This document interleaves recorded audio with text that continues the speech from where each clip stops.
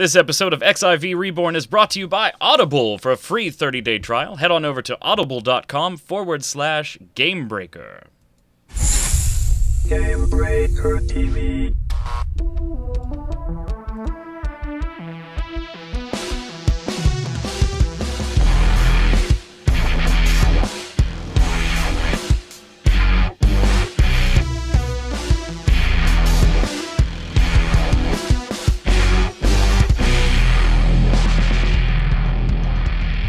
Hello, Internet, and welcome to episode 26 of XIV Reborn, the Final Fantasy XIV podcast here on Gamebreaker TV. It's February 18th, 2014, and on today's show, we've got player stores coming, but there's a little bit of a catch. We offer up our state of the game opinions, and patch 2.16 and the PS4 beta are this weekend. I'm Mike Byrne, aka Magic Man, and joining me, you know him, you love him, Michael Poveromo, Mr. Happy. How are you, sir? I'm doing all right. At least we can have some XIV chat because the rest of Twitch not having that leisure right now. Yes, if you're watching this after the fact, it is because Twitch is not being kind and the channel won't go live. So we're going to record a show just to make sure that you get your weekly fill of XIV news. Also joining us for the first time, Officer from GBN, the Gamebreaker Nation, and my raid leader, Lori Pimentel. I knew I was going to screw it up. Good job. How is it? Say it. Pimentel. Yes, I'm going to go with Nye. Nywara, raid leader Hello, and officer from Gamebreaker Nation. Welcome to the show, madam. Thanks for having me. Anytime. So we're going to get to the news here. First up, pretty much one feature that only Mr. Happy and team are going to be able to take advantage of for a little while. That's not true. Oh, that's okay. Maybe your next door neighbor. It's the two of you in the housing district. Listen. There are 18 houses in my ward right now.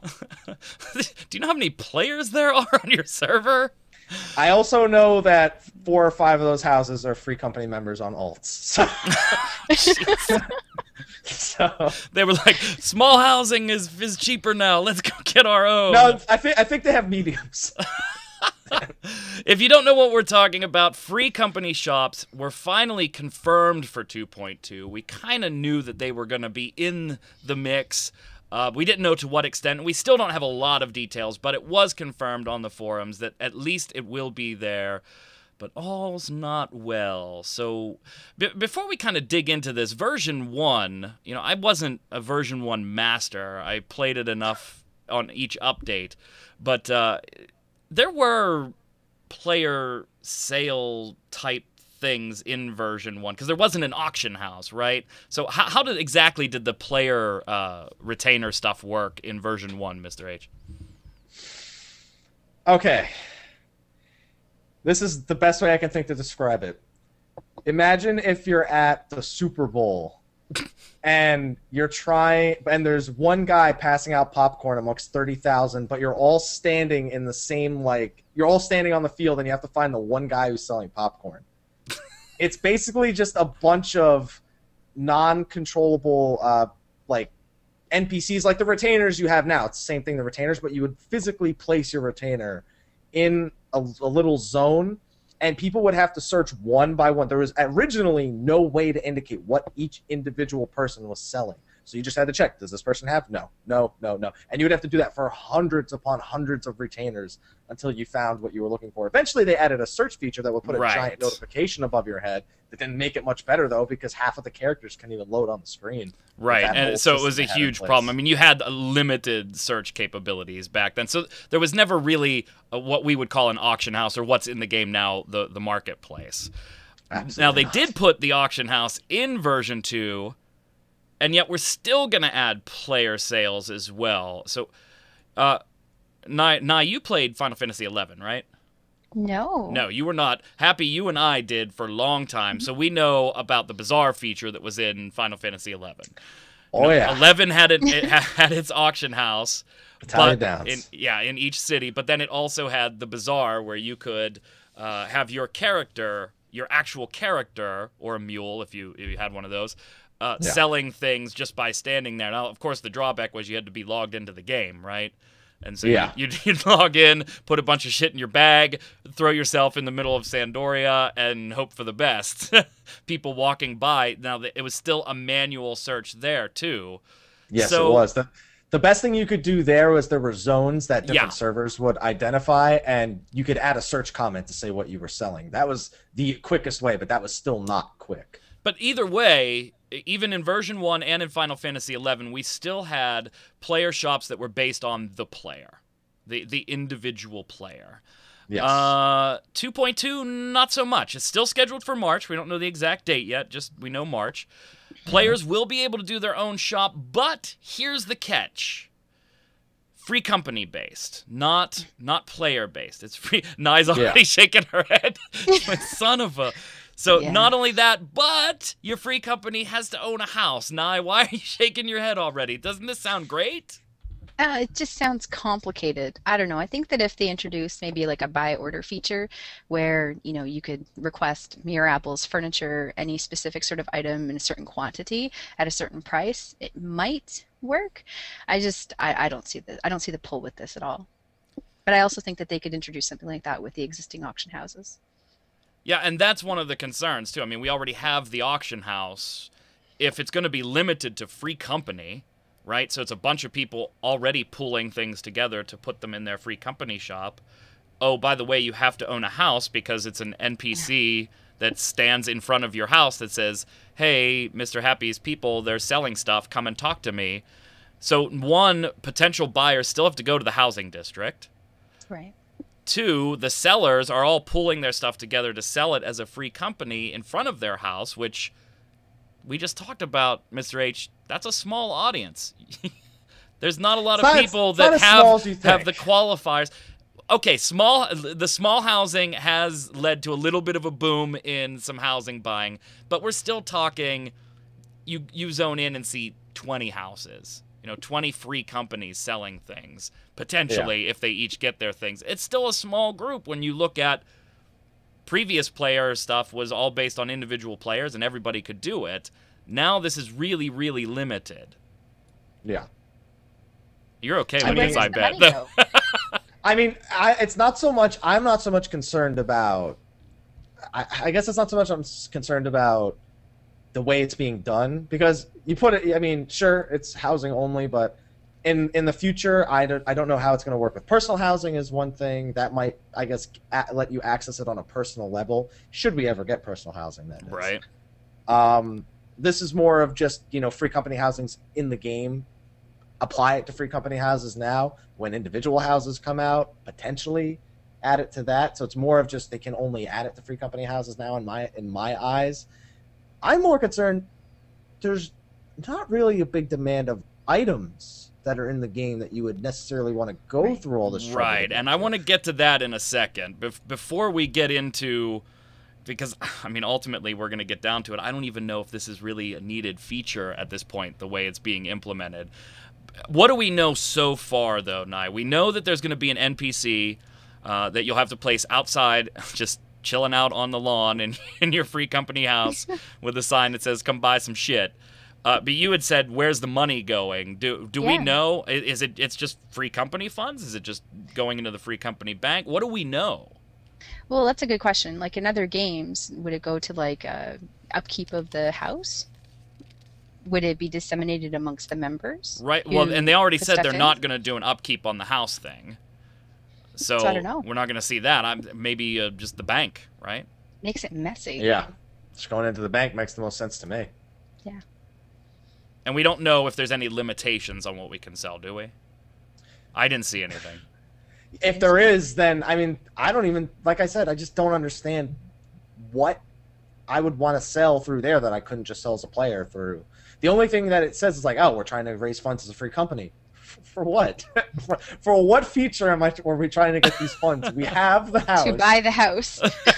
Right? For those of us who don't have the house yet. But you need the house to sell the stuff so that you can buy the house. It doesn't make any sense. All right, so let me Yeah. ask the obvious question then. Maybe I'm just missing something. Maybe there's something I'm just overlooking to such an extent that I don't even know.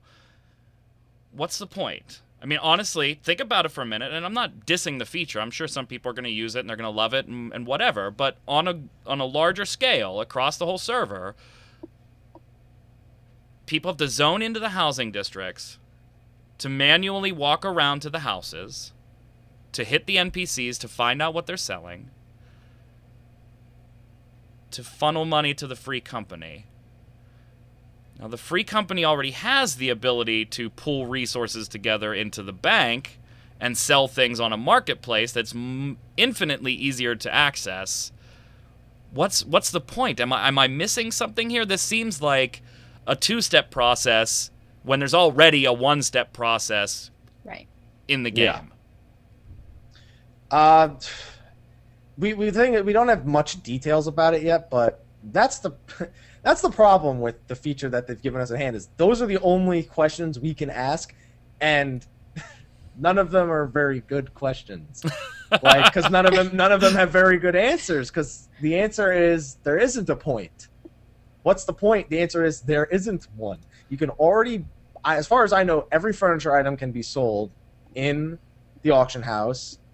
There's no market of items. Like Final Fantasy XI had a market of items that could not be sold on the auction house. That in itself didn't make sense in that game, but it made the bazaar feature useful. Right. So then here's what I'm thinking.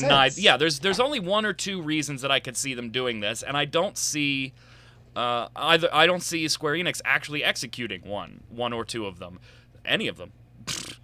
If I'm being honest. So, okay, what if there's a tax difference? I can't imagine that they're going to make this tax free, right, Nye? No. I don't see that at all. So if they're going to put tax on it, then maybe it's a lower tax rate than the marketplace, but that only benefits the seller. So you still need an incentive for the buyer to go to the market district or go to the housing district and manually talk to people. So I don't see a zero tax rate, and a lesser tax rate only benefits the seller. So the only other option, and you kind of alluded to it, Happy, is now there's limitations on what can be put on the marketplace versus what can be put in the NPC's market in the housing district, which I don't know if I'm a fan of, Nye. I'm not. What about the inconvenience of having to go all that way? It's just easier for people to go to the market board and do all their buying and selling there, or their retainer. I wouldn't go to my way. And even if this was some sort of indication that they were going to add, I guess, patterns is the best way I could think. Crafting patterns that come from raiding, which is something I think the game needs anyway. Agree. Are you going to tell me that those items that can be crafted with the patterns aren't going to be sellable? It's just I just don't see a point. Yeah. That you have the auction house or market board, as it's rightfully called, and every item in the game currently can be sold on the market board. So unless they're intending to put items that can't be sold on the market board in the game, what is the benefit? I'm hoping the live letter that's coming next month gives us a solid answer on that. I'm going to definitely be spamming the forums with that question. Yeah, I mean, because a lot of this is speculation, right? All we know is that it's a free company sale, it's an NPC, and it goes outside your house. There was even people questioning whether it should go inside the house, but I think that just adds a third step to an already weird process where now you have to, not only do I have to go in houses, but you as the free company have to let me in the house to buy things. Yeah. Lots of knuckleheads running around. Now, we have a couple of people that are really, really big crafters in Game Breaker Nation. Does it benefit them, maybe? I don't know. Maybe if people can place orders, right? And then they can fulfill orders. That's the only pull I see with this feature. Now, that could be interesting. Interesting. But then, it's still, why free company over personal levels? True. It's like, you're going to, Legacy, we would like you to make us a stack no. But think about it, though. The whole point of the free company housing was to be a reward that everybody worked towards, and right now it's strictly a cosmetic thing. And this kind of starts to give at least the shape of there's something for your free company to work towards.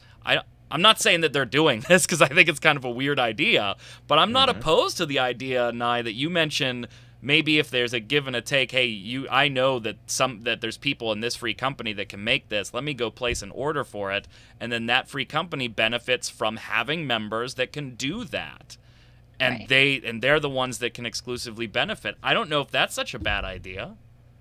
And it ties back to Happy's suggestion about the raid, the rare patterns that you can get in raids. I hope they If do that. Yeah. They really I need hope to. they do that. That'd be awesome. They need to never do turn 3 again, and also add patterns. So far, I think they've learned one of those 2 lessons. No, so let's see if they can learn the you know other what one. we use turn 3 for, right, Mister? Did we talk about this, Mr. Happy? I think you told me 2 Turn weeks turn ago 3 on in the our last show. raid group is used for the person that couldn't make it. Like the first night when we did turns 1 and 2, There you go. Nye makes them run the gauntlet for us to open up There you go. open up turn 4. She's a cruel raid leader, and I don't know what I'm doing. You do what you got to do. She just tells me where to go. You do what you got to do. So I don't know. I don't see much of a point in it yet. Mr. H, I'm with you, kind of like wait for the details and see what happens.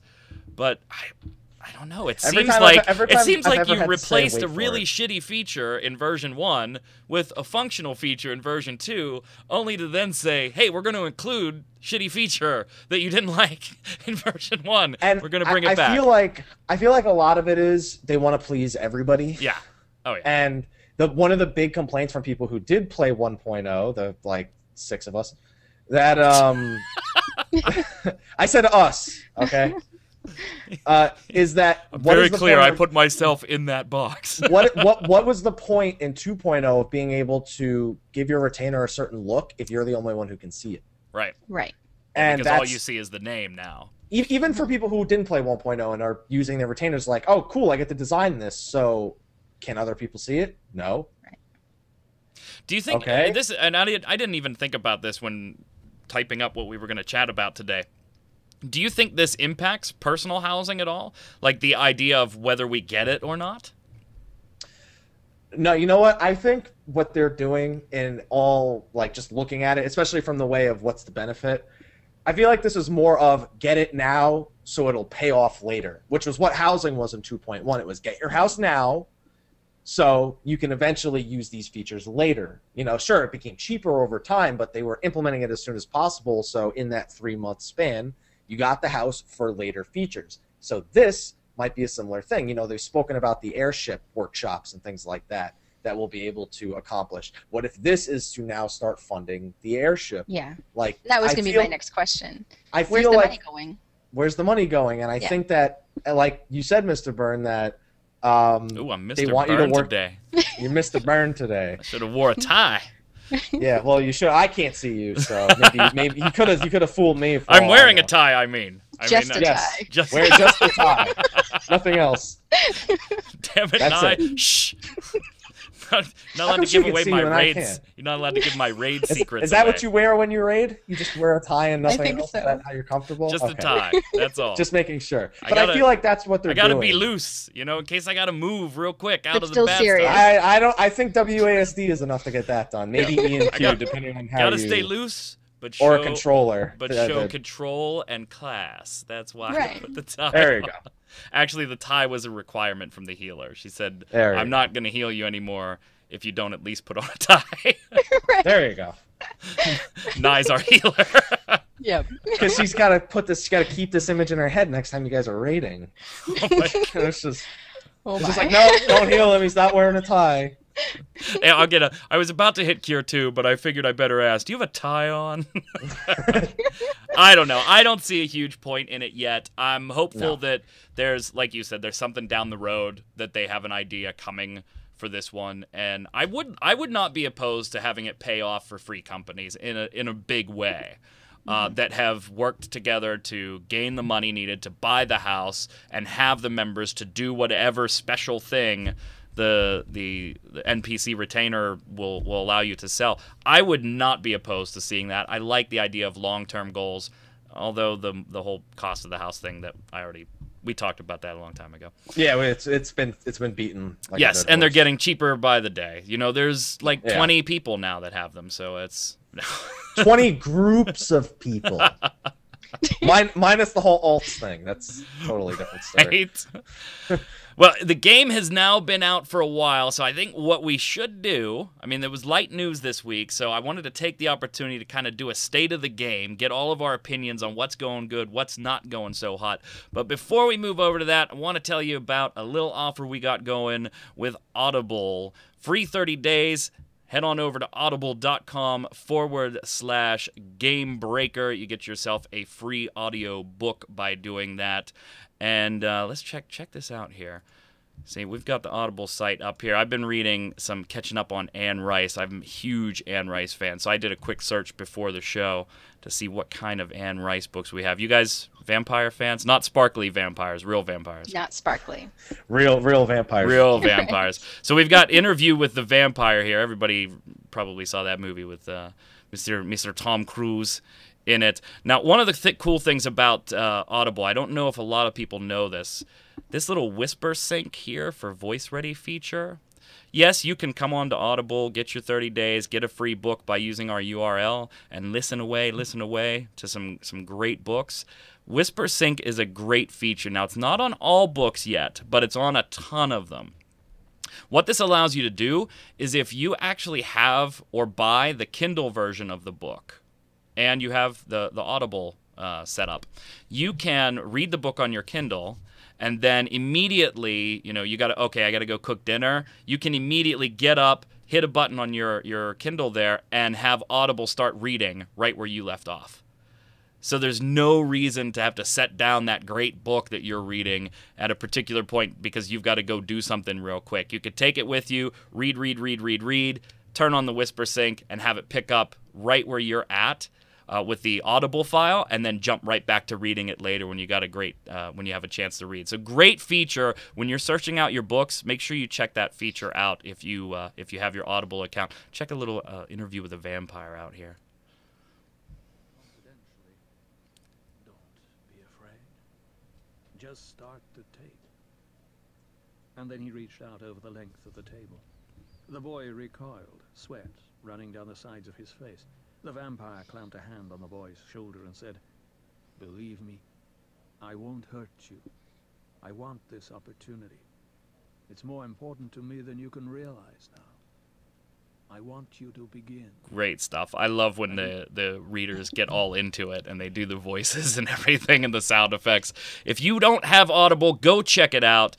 Get yourself 30 free days. Head on over to audible.com/gamebreaker. And while you're there, you will get a free book as well. Check it out.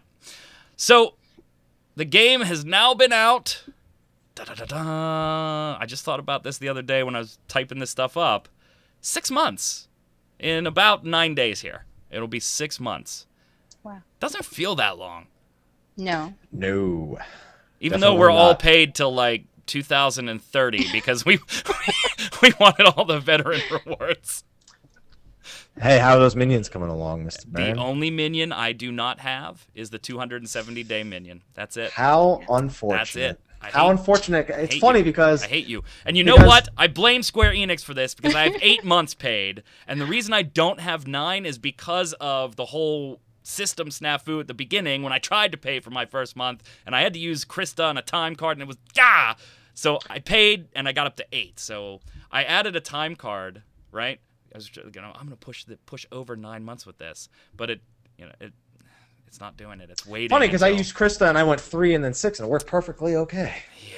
Well, I didn't, because I did like 1 and then 1 and then 3. It's ridiculous. So, yeah. That's the only minion I need. I have every other minion in the game so far. But 6 months, that's pretty... Yeah, I really didn't know it was that long until I sat back and thought about it. And you know what we really should celebrate? Nah, it's not free yet. Woohoo! Sure. Zing. Little bit of a zing there. I mean, and it's kind of a big deal though, because this was a huge comment that a lot of people had going into the game, sub-based. We're seeing that now for Elder Scrolls. Hey, why is it sub-based? Why is it sub-based? and we saw, oh, free to play in 6 months, free to play in 12 months. We're 6 months in, and we haven't even had whispers of free to play yet. Did you hear what happened on Steam today, though? Yes. On Steam, you can get the game now for half off for a week, for the next week. But did you read the forums after that was posted? No, what happened? Apparently, Steam forgot to tell everyone that it was a subscription-based game, and so a lot of people bought it not knowing that. Oh, wow. Get out And of now here. there's a lot of people demanding for a refund. Okay, that's just dumb on Steam's part. That's Yeah, that's not Yikes. Square Enix's fault. Yeah, Steam's that's not fault, Square's but fault. It's funny that it's not free to play, but about a few thousand people thought it was for today on Steam. Serious question about it. I mean, we're kind of joking about it, though. Serious question, Nye. Are you surprised that we haven't started to hear, like, the, oh, things aren't going well, maybe we should go free-to-play rumblings? We kind of heard them for Old Republic and Terra around the 6-month mark, and both of those games went free-to-play pretty much right at the 1 year, little bit less mark. Are you surprised that we're not hearing anything about it? I'm not surprised. I played both those other games, and it got to a point where in those games people were bored, the content wasn't there, it didn't feel like the support was there.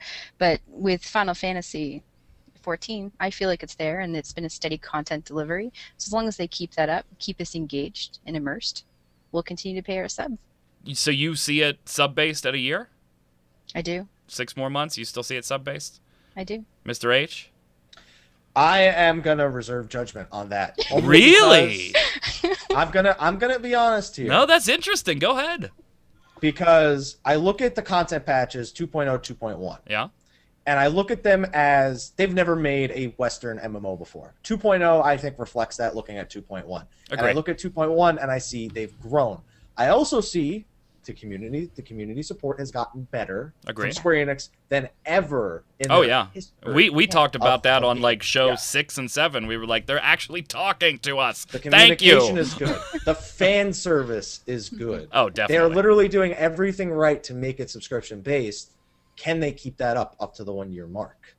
But now 2.1 is the middle line, was like middle line patch, and I'm assuming 2.3 will be another middle line patch. Is the word I'm using for it's not progressing upward, it's progressing horizontally.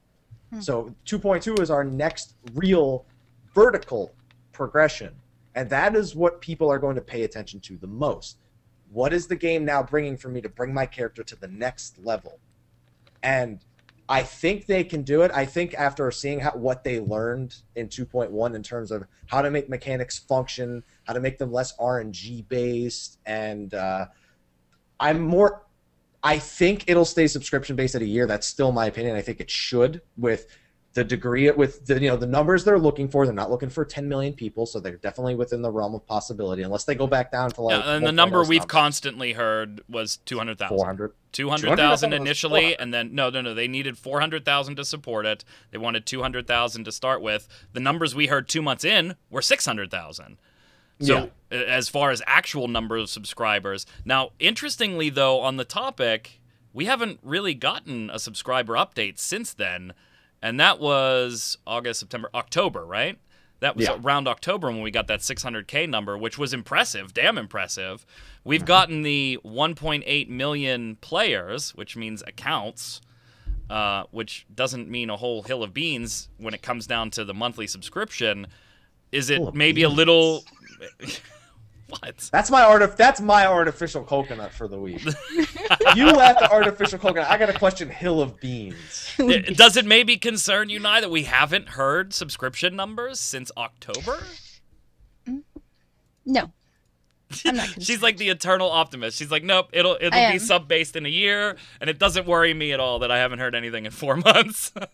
Well, I love that the community is so harmonious, right? It's a fantastic demographic, and that's what's going to keep this going, too. I've heard of more people joining than I have of people leaving.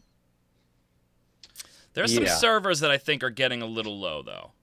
You know what? Those servers, though, are the panic servers they made when the game first launched. Yeah. And it was literally like, oh, all you extra people, just go over here. I think those need to get merged into the other servers. And I don't think that we should take a server merge as a sign of decreasing population across the entire game. But those servers were literally created for people who just didn't fit in everywhere else. And I feel like those people deserve to now fit in with the servers that can now support them being there. So we're a month removed from 2.1 now. We're about a month away from 2.2, presumably, sometime in March. So we're in between big content patches. Where do you guys see the game right now? Is this... See, I don't want to say is like this... Nothing's going to compete with WoW, right? I mean, the numbers are just too staggeringly big. It's an anomaly. Right. The numbers are just too staggeringly big for WoW. And it's silly to make that comparison. But where do you see this in the MMO landscape with WildStar and Elder Scrolls and some other EverQuest Landmark and EverQuest Next? There's some big, big things coming out here shortly, as early as a month and a half from now. Where do you see Final Fantasy XIV fitting into the mix as we go through the rest of 2014? Well, I think all of those MMOs have a place on the market.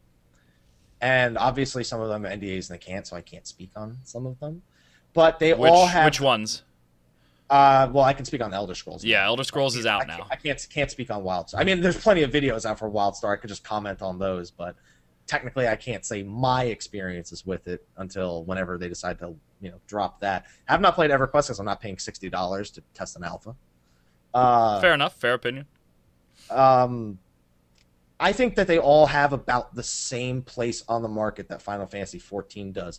And I think the MMO market as a whole would be better if every MMO on the market had about that sort of player base designed to sustain 400 to 500,000 people. I think ESO can support that. I think WildStar can support that. I think EverQuest can support that. EverQuest, for some reason, I don't know why, but just I think EverQuest, and I think back to the old days and the cult following that has. I don't know how big that cult following was, so I don't know what to really expect. I also don't think anyone who's a cult follower of EverQuest is going to super enjoy EverQuest Next. I feel like that's a more modernized thing for the MMO market.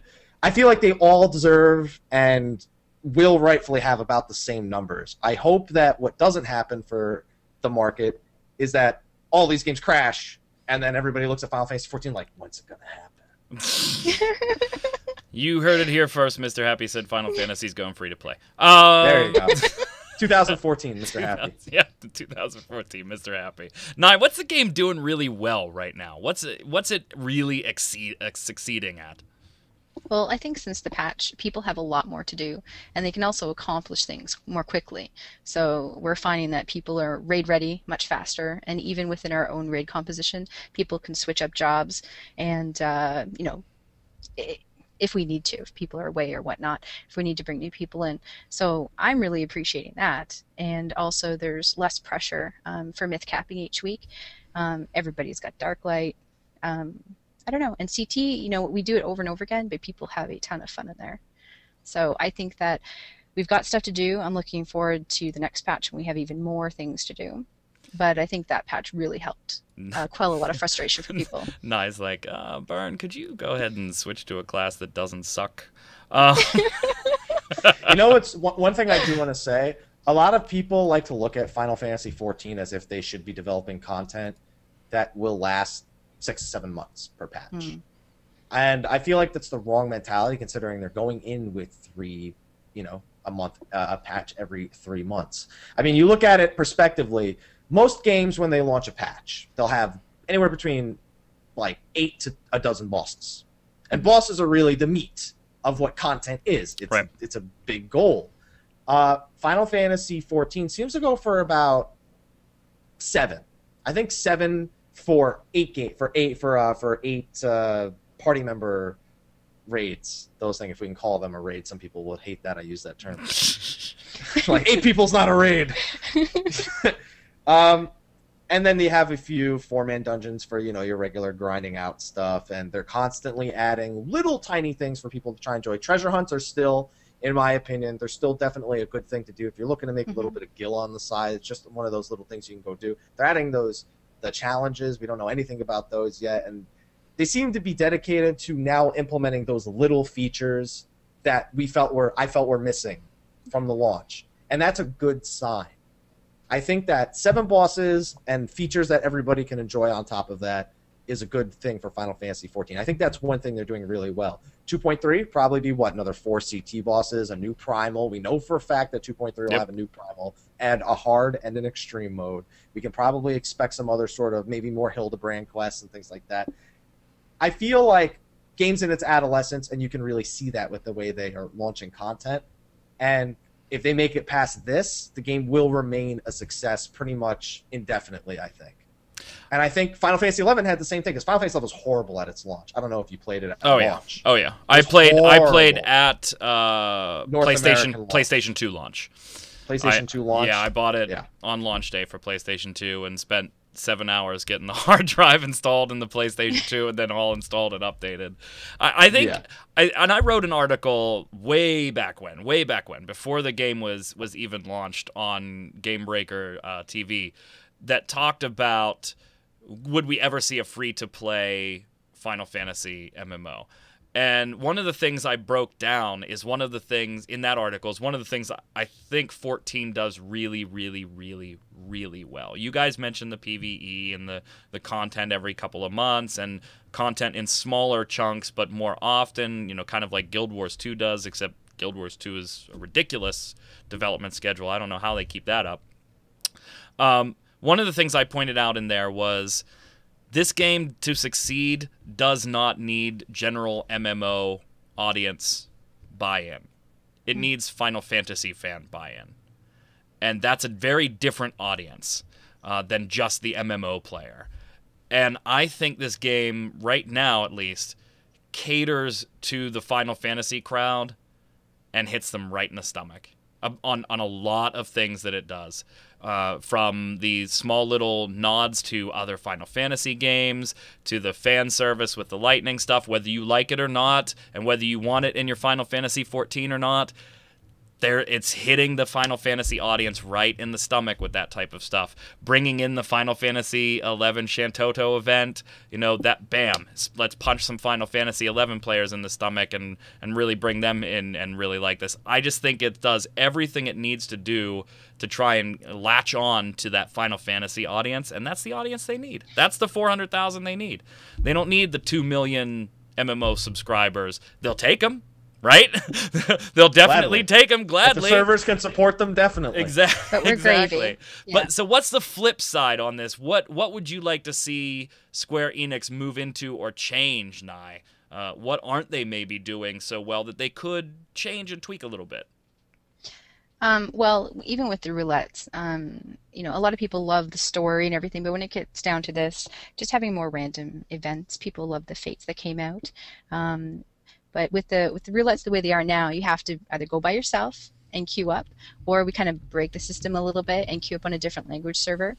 I just wish that they would open this up a little bit for us, because people are definitely more interested in doing things together as opposed to doing things solo.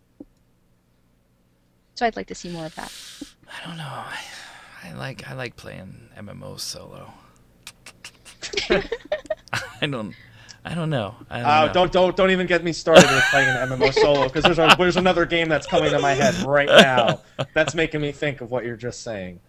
I'm one of the things I'm concerned about, Happy and Nye, I don't know if, and I don't think they're going to really do too much about it, is I think, like it or not, Final Fantasy XIV has locked itself in now as a vertical progression only game, where it's content patch, numbers get bigger, numbers get bigger. Yeah. And there's nothing wrong with that. I like that type of game. I played WoW for, years, and Final Fantasy XI to a certain extent was very, now it's all vertical progression pretty much. But there's something to be said for the horizontal progression that was in Final Fantasy XI and in some other MMOs that can really hold an audience for a long time without having to drop new gear every other month to keep people burning and burning and burning and burning. So I would like to see them expand a little bit into some other areas that aren't so focused on here's the next tier, here's the next item level, here's the next item level, go, go, go, go, go. I wouldn't call it a flaw because it does what it's doing well. I'm worried because it's already starting to become this way for all three of us, right? It's already starting to become the MMO that we play on raid night, but then that's it. You know, we're playing something else on off-raid nights because we've already leveled the classes we want to level. Maybe we'll get to the other ones occasionally when we have some time, but the ones we wanted to level, they're 50 already. The crafting and stuff that we've done, we've probably already done most of that. You know, Happy, you and your free company, you burned through the extreme modes and turns 1 through 5 and everything when 2.1 came out, and Crystal Tower, and you did all that stuff, and now it's... okay, what's raid night? All right, I'll see you Thursday. And I think that starts to lead to, if you can't hold up the every 2 month, every 3 month development cycle, that starts to lead to what we see with World of Warcraft a lot, which is people burn through all the content, unsubscribe for 3 or 4 months, come back for 2, unsubscribe for 3 or 4 months, come back for 2. And I think Final Fantasy could really, or 14 could really avoid that constant fluctuation in subscribers by putting a little more horizontal progression in there. That's just me. I don't know. What about you, Happy? What would you like to see? I'd like to see better itemization. Whether it's vertical or horizontal, items are boring. Agreed. Strength, it's like strength, skill speed, crit, determination. Where's the fun stuff? Where's the fun stats? There's no point in having... Of course, it's got to be vertical if you have items like that. Right. What's the reason to go horizontal so I can get determination instead of skill speed? No. We have 2 sets of gear that'll give me that option pretty much. More interesting stats. Doesn't matter vertical, horizontal, I don't care. Cooler stats, set bonuses that are actually on end game gear and not just on the leveling up gear that you buy from your brand company. Yeah. And Good set idea. bonuses that change the way that you play your job, even if just a little bit. Like, oh, now I don't know, like Warrior. Every time you execute an attack that gives 1 stack of Wrath, 20% chance you'll get another stack. Something like that on a set bonus would just Or a cool be prop. interesting. Or a cool proc, like, you know, like even if it's just like a little bit of extra damage on a hit, that's a proc.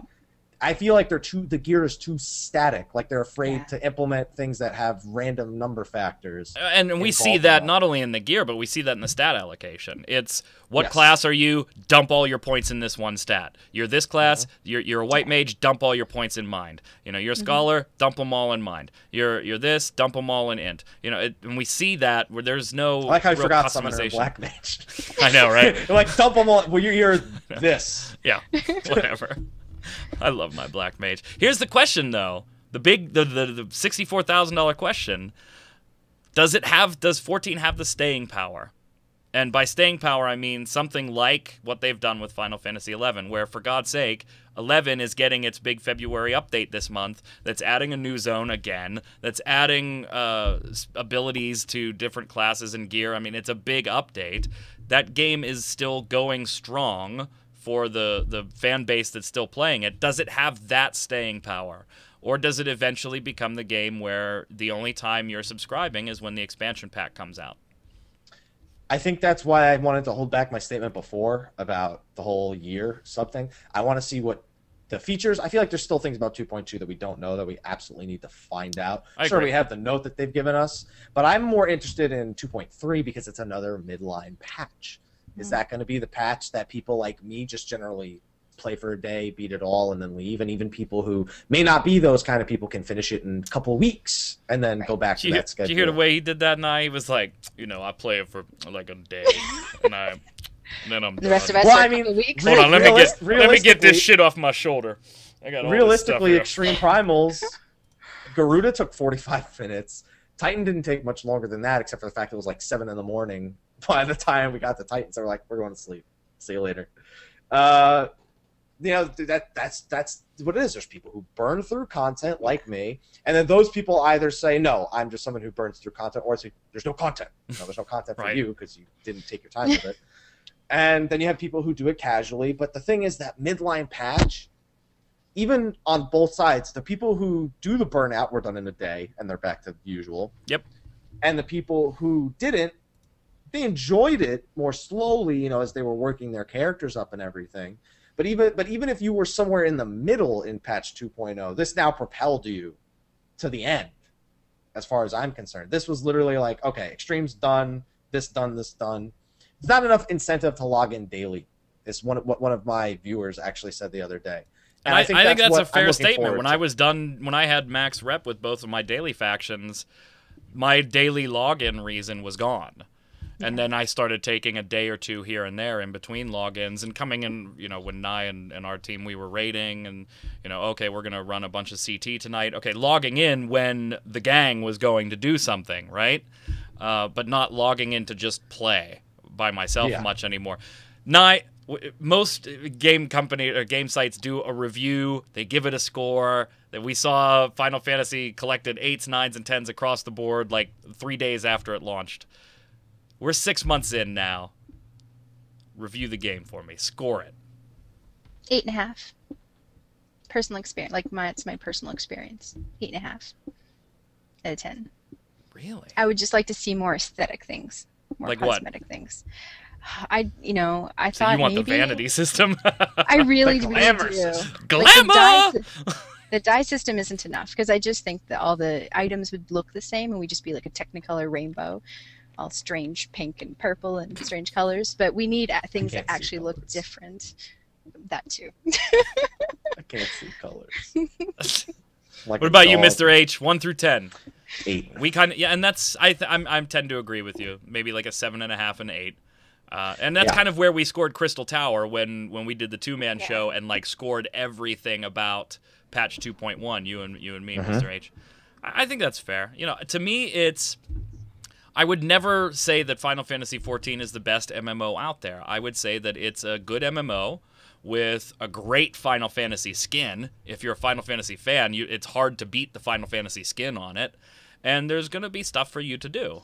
And what it does, it generally does well. And what it doesn't do well, they're trying to improve on. And we see that movement and that improvement. So I would give it like, 7.5, 8. We don't know any subscriber numbers, though. That kind of concerns me. I'm not going to lie. No. What are they going to every patch? Hey, guys, so many people are...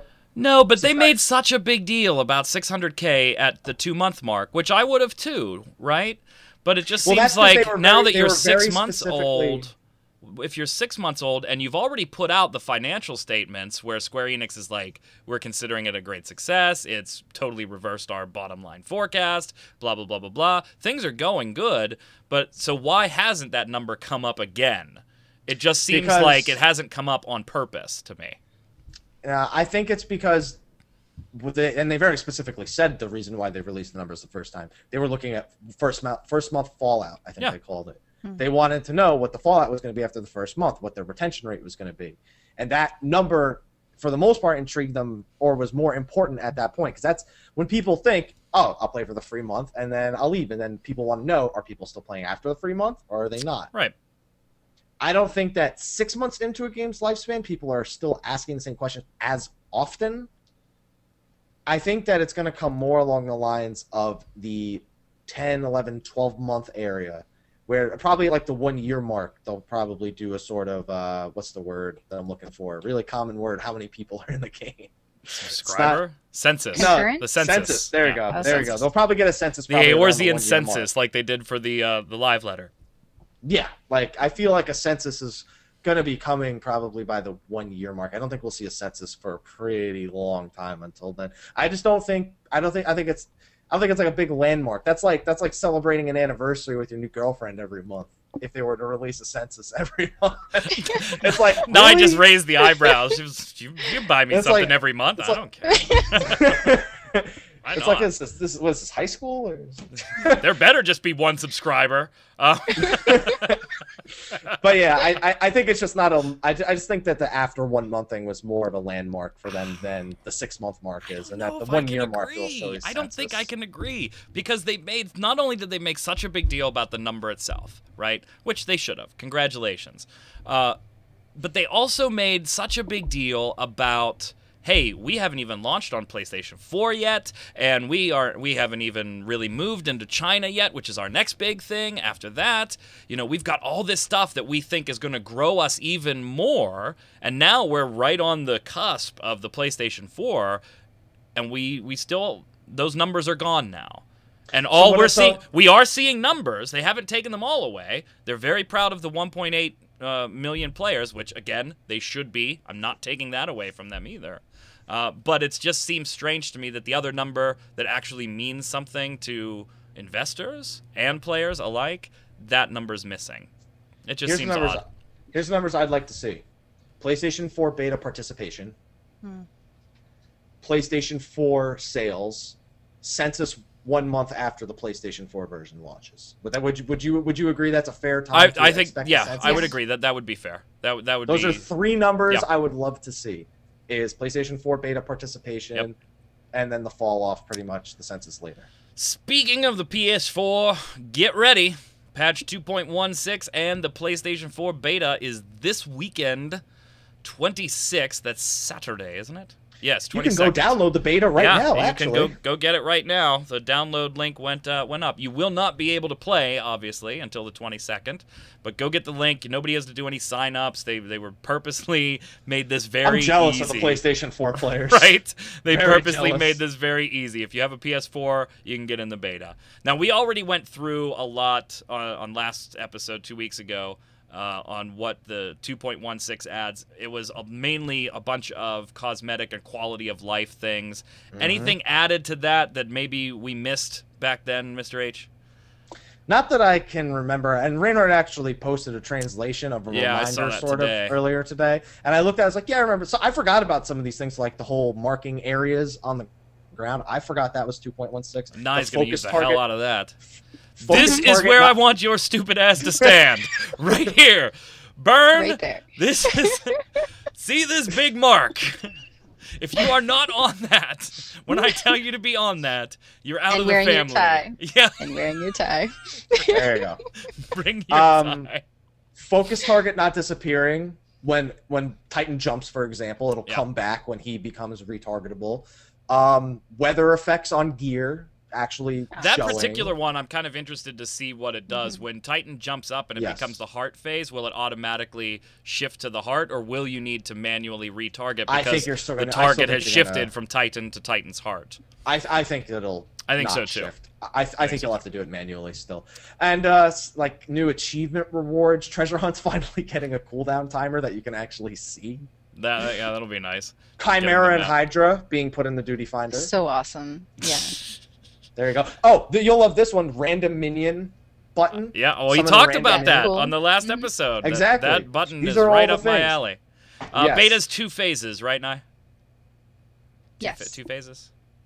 We've got one from the 22nd to what, like the beginning of March, and then one about a week and a half, 2 weeks before the April 14 launch. What's the Second one. difference? Do we know? Oh, I remember.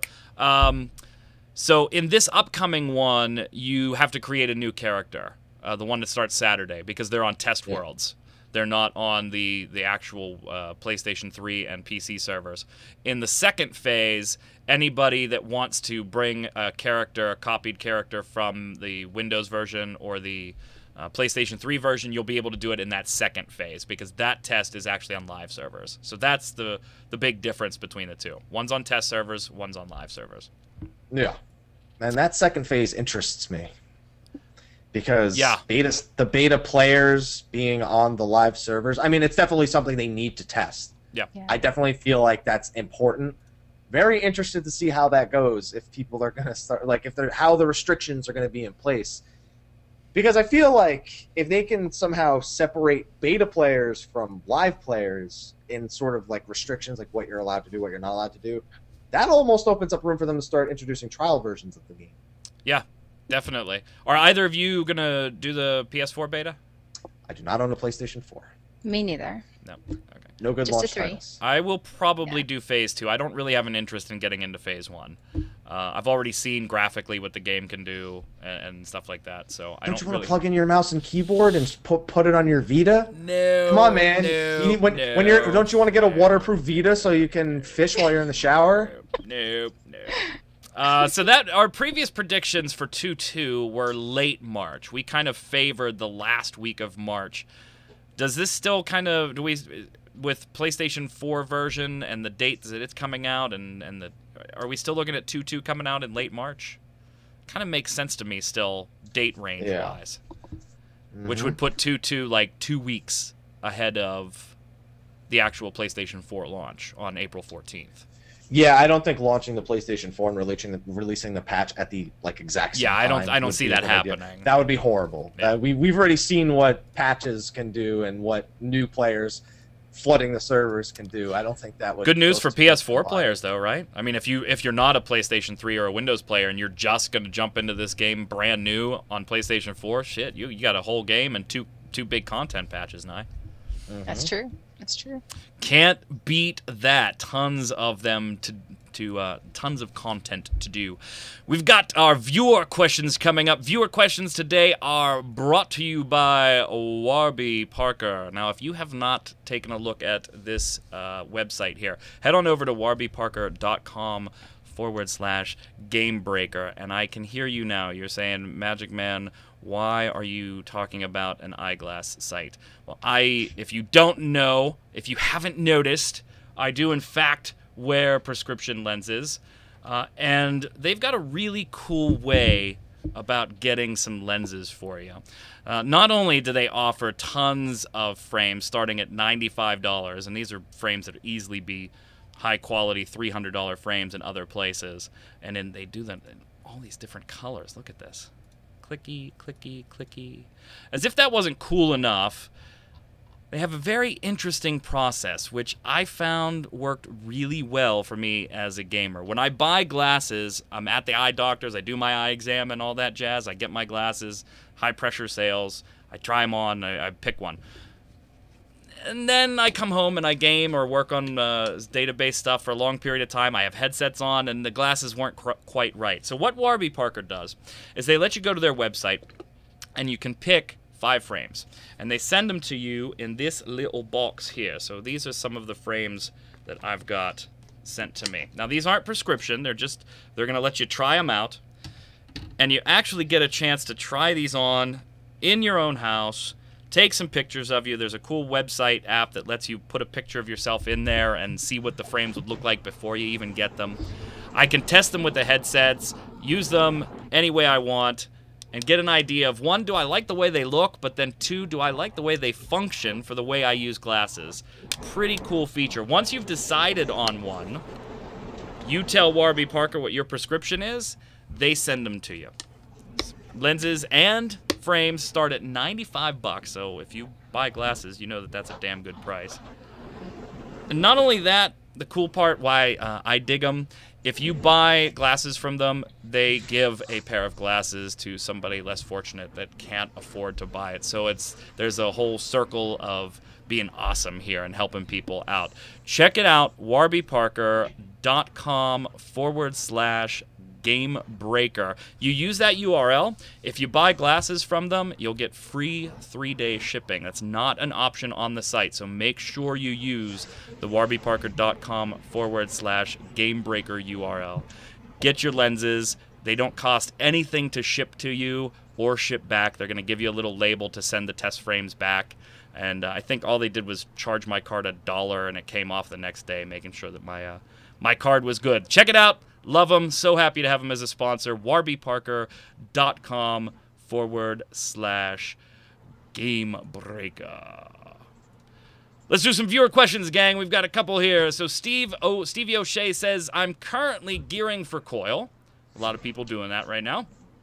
Any tips on getting prepared for turn 5 in particular? And is there a way to spread points for both Summoner and Scholar? The lovely 6-month-old question of where do I put my points if I want to play? Where do I put my points? Split them down the middle if you're going to play them. If you're going to play them equally, I say split them down the middle. If you're going to play one, 10% of the time, don't put any points into it. As for gearing for Coil, I guess it depends on what job. Do you have enough accuracy? Yeah, gear. That's the big one for my Black Mage. That was the big one, was getting the accuracy up there, so that I wasn't missing left and right in Coil. Gearing, I don't think is really a challenge anymore, and that's kind of a concern too, right? Is that Darklight gear is easily obtainable. I'm capping out on Philo without even realizing I'm capping out on Philo now, and then turns 1 and 2, if our pretty much puggable now. Very, very puggable. Turn 4 still can give some challenges to a pug group, and I guess turn 1 can too if you're not really paying attention. With the enrage mode, pugs can go through turn 2 like it's nothing. So gearing up, I agree with you, but I personally on my Scholar went all mind because I play the Scholar more. I agree with you, Happy, if you're going to play them both. But I play the Scholar more, so I went all mind, and then I can Cleric stance into the Int so that my Summoner is at least viable. But it's not going to be a monster, obviously, since I'm statted the Summoner side. That Cleric stance Summoner. Guys, you heard it here first. Yeah, right? That Cleric stance Summoner. Yeah. Hey, I'm a Scholar. I think that if you're going to play both, that you should buy the books from the Grand Company. Keep them on hand. And just reset them. Yep. Yeah. Especially if you want to do endgame content. And min-max. Lee Kesterson wants to know, will you be able to stream from your PlayStation 4 to your Vita remotely as long as you have an internet connection? Yup. Good thing you had an answer, because I still don't know how that whole thing is working. Yeah, so here's the deal with that. Nai, have you checked this out at all? No. Okay, so here's the deal with the Vita thing, which is really cool, by the way. It works well, and I mean, I wouldn't raid in it on the Vita or run any long dungeons or anything, but the UI is nicely done, and, you know, fishing and doing your crafting and stuff is fine. Yes, as long as you have an internet connection on the Vita and your game is on the PlayStation 4. You're not going to be playing Final Fantasy XIV on your Vita on the bus with nothing on. As long as you have your game on the PlayStation 4 and your Vita is connected to the internet, yeah, you can remote play. Very cool feature. Very, very Only cool. I had a PlayStation 4 and a Vita. Yeah. And if I left my house. I don't know how much I would use it, but it's a cool feature. I guess, you know, somebody that makes a commute maybe to classes every day. Oh, yeah, that's going to be great for people who, you know, go to that bad biology class that they always fall asleep in anyway. Now they can at least do some fishing. Hey, Miku can raid now in his class. Right. He's got no excuses now. No. He can raid. It's only 7 hours worth of latency. Tim Sledge has a thought about the next class in the game. We get the what's the next class going to be question an awful lot. Yeah. I put this one on here, though, because I thought it was kind of nifty. Now I want your opinion on it. Tim says the next job will be something like a Dark Knight role with debuffs or something new like that. What do you think? That would be cool. I'd like to see another kind of like melee a backward class. Bard. Yeah, that would be cool. It's something I would roll. Bard itself is already backwards. You don't need to make it any more backwards, please. True. I could see. I don't know if Dark Knight fits that. I mean, if certainly they could make it fit that profile. But I would see the Dark Knight playing a little bit of a different role. You know, I actually have a theory that one of two things is going to happen with the next job. If it doesn't happen in 2.3, it's not happening until the expansion. Oh, yeah, we already talked about that. But and I don't think it's happening in 2.3. I think it's happening in expansion. Neither. The only reason I haven't ruled that out yet is because we didn't find out about Scholar until 2 months before the game came out. So realistically, they could drop a surprise like that 2 months before a patch, which would be the next live letter, I guess. And I guess I'm assuming it's going to be April or May. Right. If they don't, they seem pretty interested in that whole hybrid job thing. They do. I expect that if we'll get 5 jobs in the next expansion if that hybrid rule comes out. 1 tank, 1 healer, 1 DPS, 2 hybrids. I don't know what they'll be, but I'm assuming Dark Knight, Samurai are planned appearances based Red on Mage popularity. If if you're going by popularity, Red Mage is there. I feel like we're going to see a one that people aren't expecting either, like one that's from maybe Tactics, something that's less known. Like a dancer? Maybe something from 10-2. Even 10-2 has a few ones that aren't generic. Nye all of a sudden just had visions of rolling a dancer. Yeah! melee DPS support. Yeah. Melee DPS support. There you go. Duel wants to know, Nye, any advice? Duel's a Gamebreaker Nation member. Found out through the grapevine that Nye was going to be on the show and wanted to ask you, any advice for a new level 50 healer? I generally just spam Medica. Well, don't do that.